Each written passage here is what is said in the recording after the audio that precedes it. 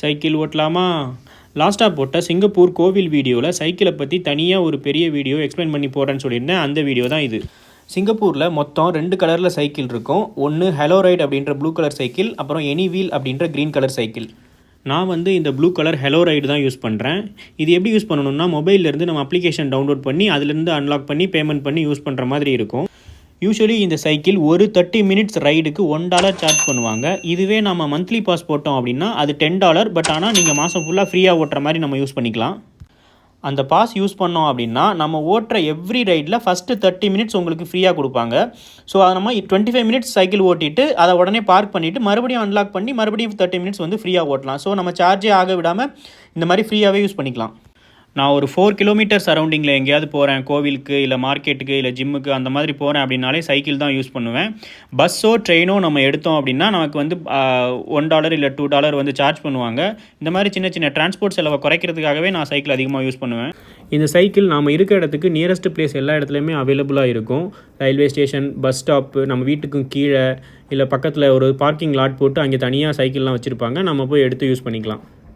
இந்த சைக்கிள் ஓட்டுறதுக்குனே தனியாக ரெட் கலரில் ஒரு ட்ராக் கொடுத்துருப்பாங்க. அப்படி அந்த ட்ராக் இல்லைன்னா நம்ம பெடஸ்ட்ரியன் வாக்லேயே சைக்கிள் ஓட்டலாம். பட் ஆனால் பஸ்ஸு கார்லாம் போகிற மெயின் ரோட்டில் ஓட்டணும்னா சைக்கிளோடு தூக்கிடுவாங்க போலீஸ். மழை பெஞ்சாதான் சைக்கிள் ஓட்டுறது பிரச்சனை. பட் மழையில் நனையாமல் இருக்கிறதுக்கு ஷெல்டர்லாம் போட்டிருப்பாங்க. சம்டைம்ஸ் அதிலே நம்ம வந்துடலாம். சிங்கப்பூரில் இந்த சைக்கிளை ஒரு இடத்துக்கு போகணும் அப்படின்றதுக்காக மட்டும் யூஸ் பண்ண மாட்டாங்க, சும்மாவே எடுத்து ஓட்டுவாங்க. ஏன் அப்படின்னா ஃபிசிக்கல் ஆக்டிவிட்டி அப்படின்றதுக்காக பார்க்கிலலாம் ஓடிட்டு இருப்பாங்க. நான்லாம் அந்த மாதிரி நிறையா ஓட்டுவேன். நைட்லாம் நிறையா ஓட்டுவேன் சைக்கிள்.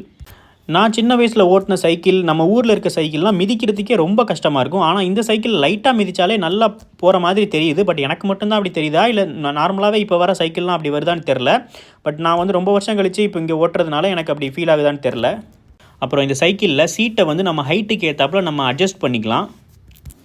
ஒரு சில சைக்கிளில் ஃபோன் ஸ்டாண்டெலாம் இருக்கும். நான் எப்போவுமே ஃபோன் ஸ்டாண்ட் இருக்கிற மாதிரி சைக்கிள் தான் சூஸ் பண்ணுவேன்.